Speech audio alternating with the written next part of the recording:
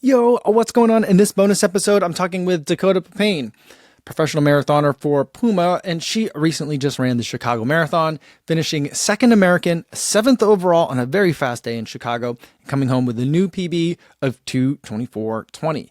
Yet, despite all that, she's not satisfied with the result, and she thinks she can go much faster. We talk about the training that leads her to believe that she's in much faster fitness. We'll talk about the race itself and kind of where things went off the rails.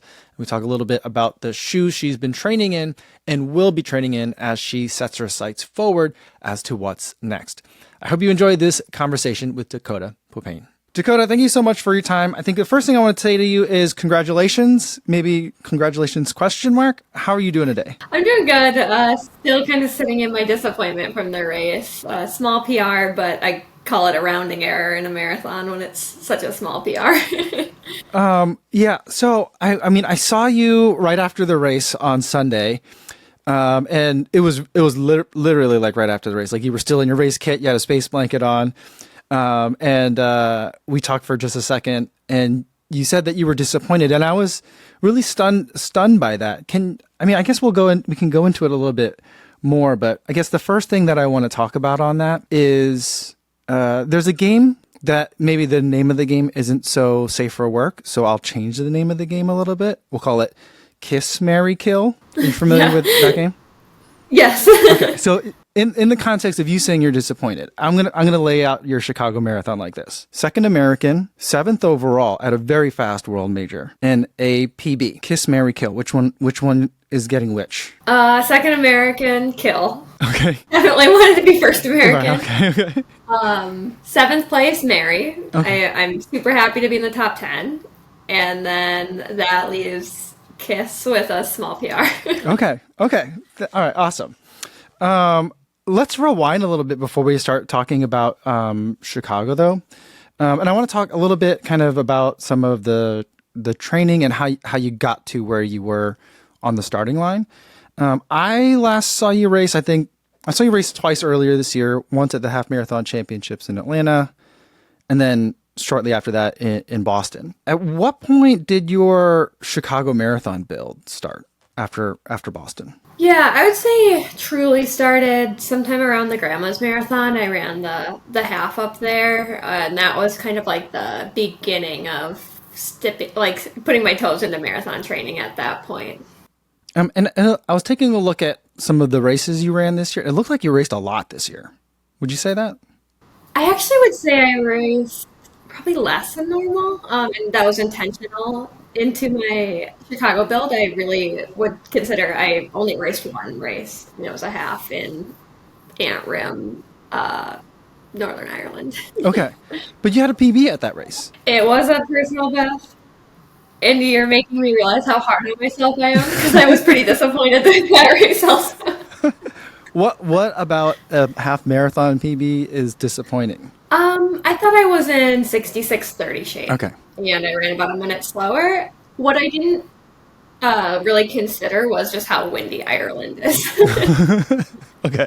Was that your first time in Ireland? It was, and it was awesome. I loved it there. How did you guys choose that race? They reached out to Howie, my agent, and just were looking for athletes. And I happened to be with John at the time, and I was like, yeah, I've always wanted to go to Ireland, and I like to race halves. Okay. All right. Where were you training in preparation for Chicago this year? Because I know you've done a couple of builds, in other locations for some of your previous big races. What was the build like for this race? Yeah, I was in Minneapolis for all of it. Our summers are awesome and really great training, so we had no reason to leave. Okay. Okay. All right. And then I guess that brings us up to kind of like the press conference for this race, or that's where I'd like to go next. I know there was a lot in between the half marathon and the press conference, but in the press conference, you were really bold and kind of calling your shot, saying like you're going to go out at 2:20 pace. And I don't want this question to come off as like, justify yourself, but I know from like a lot of what us regular runners can relate to is like, all right, I've been training really hard. I got to stand somewhere when I get in the corrals on Sunday morning. And so I guess this is my pace.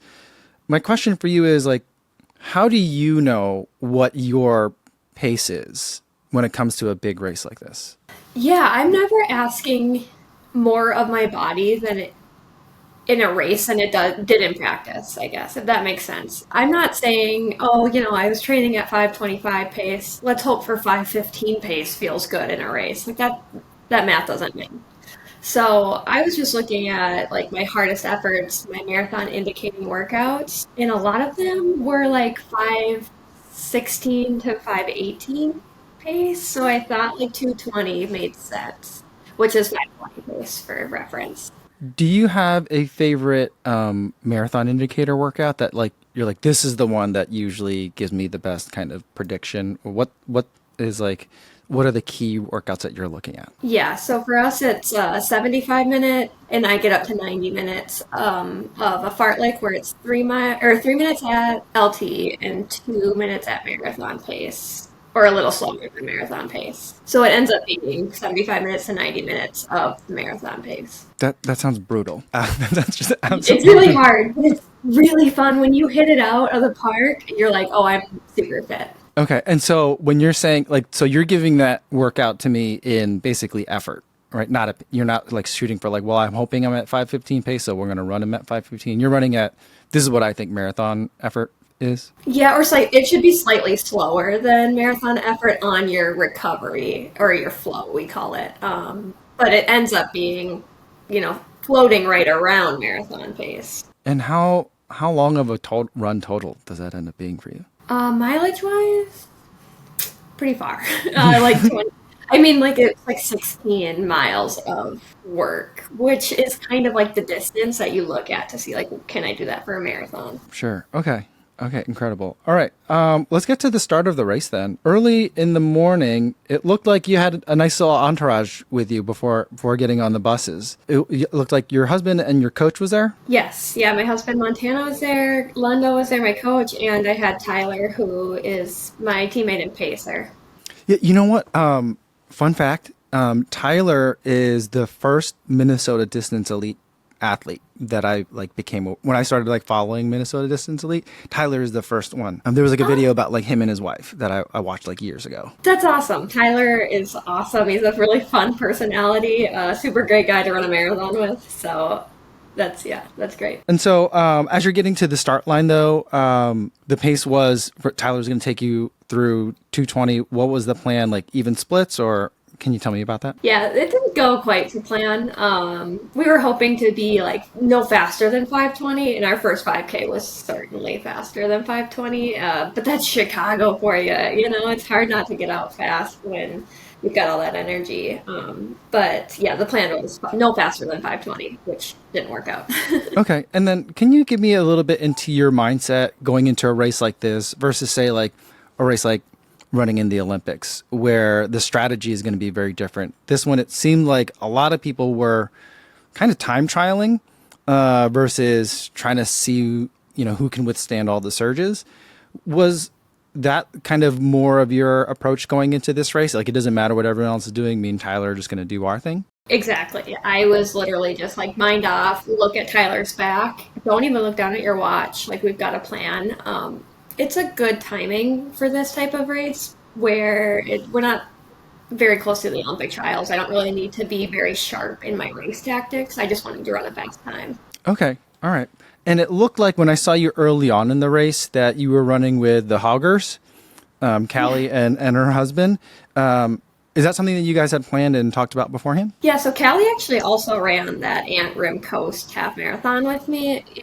So we had kind of exchanged goal ideas for Chicago at that point, and I knew she wanted to go out in 2:20, which was where my fitness lined up, so we talked about it beforehand. I didn't get to see you again till the finish, but I had some other guys on the course that got some footage of you guys. So I'll kind of talk about those points, and then maybe you can fill in some of the gaps for me in between that. So the next time I guess my team saw you was at mile 9, and it looked like the front part of the race at that point had already started to kind of splinter, because the front of the race went real fast out. I was pretty surprised about that.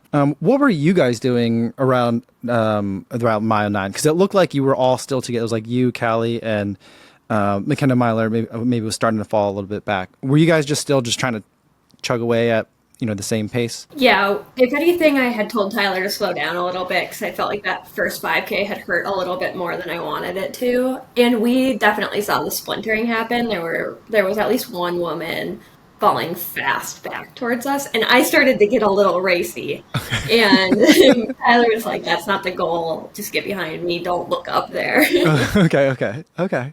Well, that's a good pacer, helping you keep the blinders on.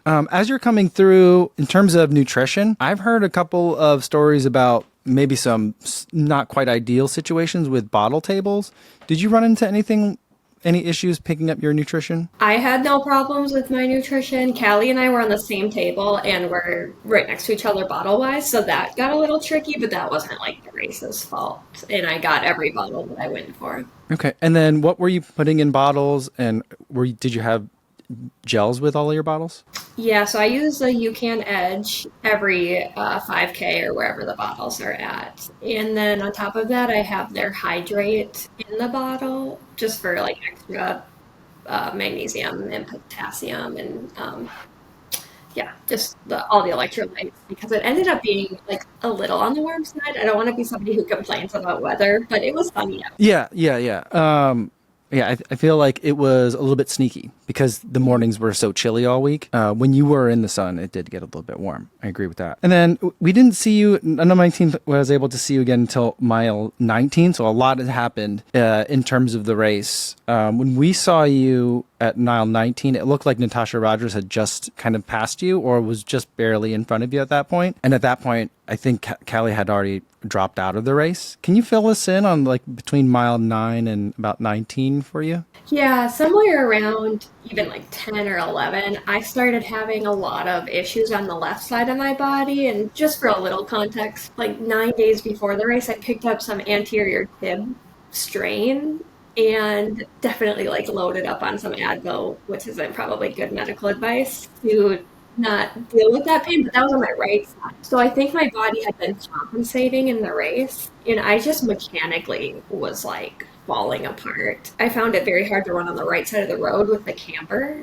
so I was having to run on the left. Just started like not feeling very efficient. Aerobically, I don't think my heart rate got above like 170. I was chilling. I just couldn't get the turnover going. And so when Natasha came up past me, we ran together for a little bit, but I just wasn't able to hold it. Did you say anything to her as she's passing you, or is it just we both know what we want here and we're just going to go at it? Is that the situation? It was because it was late enough where it wasn't really like we're friends right now. I actually turned to Tyler when I heard her coming behind me. I said, "We've got company." Okay. And I love Natasha, so it's nothing against her. Also a Puma athlete, so always happy to see that brand succeeding. But yeah, I wanted First American pretty bad. And at that same spot at mile 19, it seemed like Gabby Rooker were starting to, gain some ground on you. Did you sense that she was nearby, or was she farther back so that you didn't? She must have been pretty far back. I think I finished a couple minutes ahead of her, so I had no sense of her coming up. And then towards the finish, it looks like you came in as second American, unfortunately. But it looked like, were you in a little bit of a sprint finish at the end there with the Borelli, the Argentinian? Yes, her and I were kind of going like shot for shot. She would surge on me, I'd surge on her. And luckily, I just wasn't really in the hole deep enough where I could surge up that, what do they call it? Mount Roosevelt. Have a word. Mount Roosevelt, yeah. So I had to surge there and then kind of just close the door on it, luckily there. Because normally I wouldn't say I'm the sprinter at the end of the marathon. Is it frustrating to have to sprint at the end of a marathon? Kind of, because it's like, this is 26 miles long. We couldn't have duked this out sooner. Yeah. Oh, man. That sounds very not desirable to have to do that. But I guess for anyone that's chased a time and you see that clock, you know it's time to go. The next thing I want to talk about, let's talk about shoes for a little bit for this race. You raced in the Fast R3s? I did, yes. And I've been a really big fan of the Fast R3s. I'm wondering if my injury and the very aggressive shoe that it is kind of didn't mix on Sunday. I think normally they're a great shoe for me, though. Because, I distinctly remember you telling me that you would never switch from the Deviate Nitro Elite 3s I think that might have been Big fat earlier. liar. It might have been earlier this year. You told me that. I know, and I do have some like questioning thoughts on like maybe I should have been in the Deviate Elites with an injury, because you have to be really strong in the fast art. And I would say that as I got tired and my body was breaking down, it like exasperated my issues. But they're just so darn fast. I mean, I like both of those shoes. My preference is for the Fast R3. But what a great problem to have as a professional athlete, to be like, I don't know, both of these are great and I'm having a hard time picking. 100%. I think that the Fast Star 3s are the fastest shoe out there, so I'm very lucky to have the issue of like, oh, do I wear the fastest shoe or the second fastest shoe? You know, if you're questioning it, maybe I have a list of some of the races you've run and the shoes that you've been wearing. And I don't know it for all of your races. Like, I don't know what you ran in at the Antrim half, but we can go over this list from the Fast R3. I think you ran the Fast R3 in Atlanta. Is that right? Or no? It wasn't No. until... Oh, okay. Okay. Boston was the first time we were allowed to wear them. Okay, so you had them in Boston and you had them in Chicago. So those are two marathons when you ran them in. But the Nitro Elite 3s, you ran those at the trials and in Paris. And I feel like those were pretty big days. Yeah. And so, I mean, I don't know. I feel like... I'm sorry that my dog is barking. No worries at all. No worries. I just got a puppy. Okay. So I'm having dog noises all the time in the house now, too. How did you soundproof your room? Because I haven't heard him yet. Well, I just fed her, and so I think she's taking a nap. And so, Okay, food coma is the answer. Yeah. I do feel really confident in the Deviate Elites. Okay.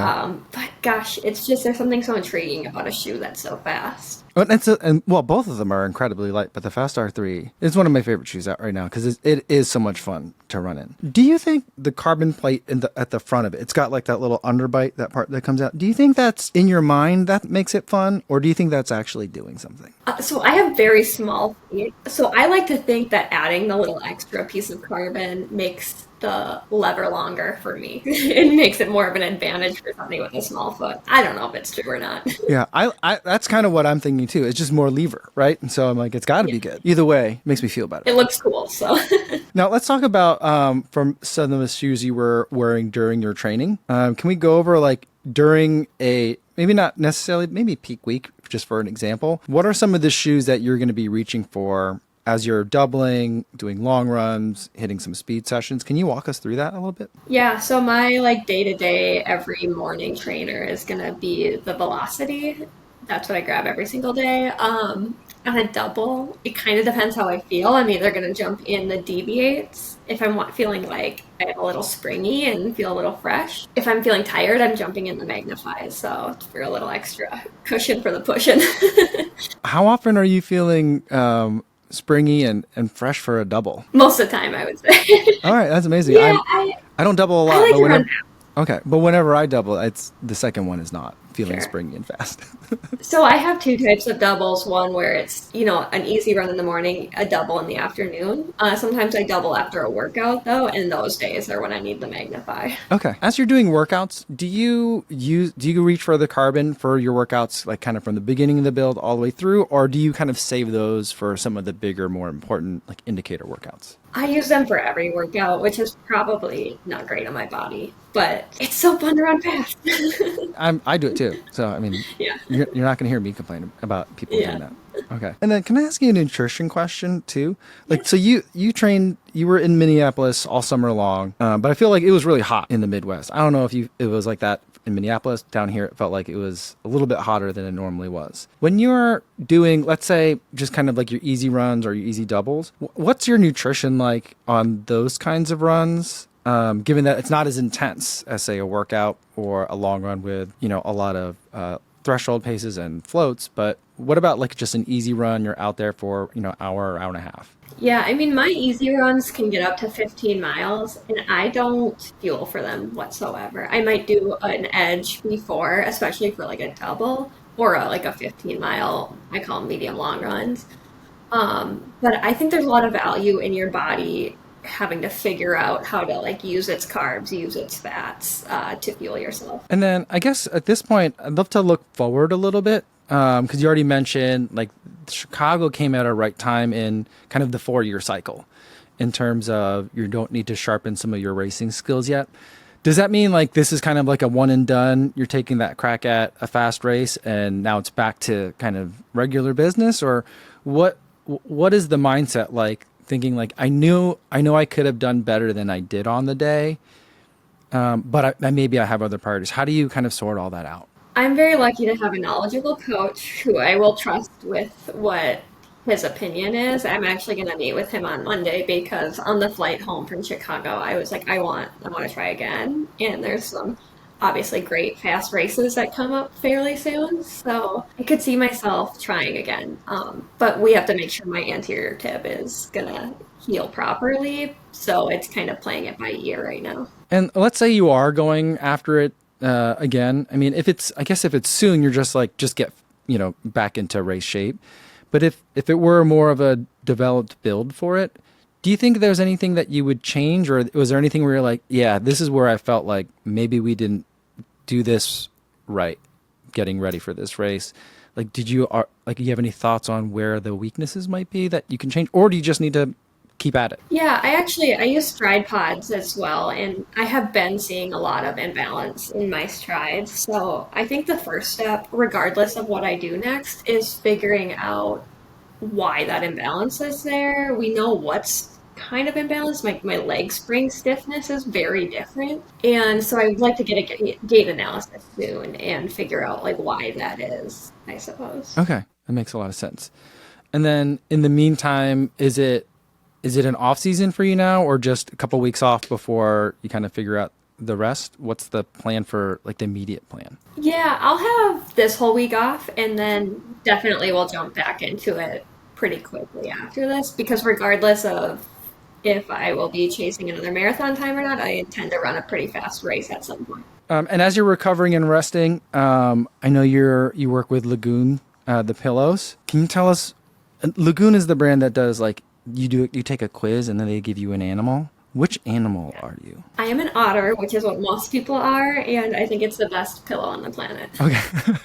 All right. And the last thing I want to talk about is I've seen in a lot of the workout videos, whether it's on the Minnesota Distance Elite channel or on your own socials, you've got some headphones in, you got some shocks in. Yeah. I'm sponsored by Shocks as well, and they are my favorite running headphone because here in Minneapolis, at least, we have very, very busy trail systems. And I don't know if there's like a happy biker on the planet. They're all very crabby, so like I need to hear them coming, otherwise I get screamed at. So I love to have them so I can hear the approaching angry biker. So are you telling me that when you're running around the lakes in Minneapolis, like people don't recognize you, and you're just like this crazy runner that's in the way? Yes, certainly some people will recognize me and be very nice, but most of the time I run on the bike path because I'm going Okay. so much faster, which has like a speed limit of 10 miles an hour. So I think I'm safe up there, and that's a safer place for me. Right. But people get so mad when there's a runner on the bike path. Well, I mean, I guess that's the price you have to pay for being as fast as you are, is that you have to maybe take some ire from the cyclists that are up there. That's very true. Before we end, can we talk a little bit about Minnesota Distance Elite a little bit more broadly? You've been with them for 4 or 5 years now, is it? Right? 7. Oh, okay. It's a long time. So you're one of the better. I'm the old grandma on the team now. Well, that's kind of what I was asking. So, because I mean, guys, everyone listening to this, it's got less than 1,000 subscribers on YouTube. It's an underrated channel, but everyone should go subscribe. But I've noticed there's a lot of new athletes this year. And so like these are athletes that are coming like straight out of college, it seems like. Some have been running for a little bit of time. But like when you show up to practice, is it like, are they like, oh, that's Dakota Lindworm, or that's Dakota Popehn, or what is the interaction like with you and some of the newer team members? They're all so young and tracksters. Okay. That I don't feel like they have like the stars in their eyes. And if they do, they hide it really well. And I would like to believe I'm a very personable and normal person. So like they're hearing me talk about like pooping my pants on a long run and stuff like that. So they realize that I'm like just a very normal runner. But they're all very like young, and they have like all this hunger, which I really, really love that energy. Especially a few of them I feel like they're gonna be the underdog that I was and come out of nowhere and surprise people with just how much hunger they have. Okay. And then I'm going to put you on the spot here, But for someone that's looking to figure out who's going to be the next star coming out of Minnesota Distance Elite, is there someone that you think that I should be, or that we, the public, should be paying attention to? Yeah, I mean, I don't want to single anybody out. I know it's everyone. They're all going I to be know stars. it's all of them. Yeah. I think Adam Swanson Okay. is gonna do some really great things. I feel like he really wants it more than anybody. On the women's side, we have McKenna Thurston, who's just like coming onto the road scene, kind of getting her sea legs there, and I think he could have a lot of potential. Okay. Thank you for the tips. We'll definitely keep an eye out for those athletes. And hopefully you have a very quick recovery. And I can't wait to see you take another crack at that 220 in the future. Thank you so much. All right. Thank you so much for your time, Dakota.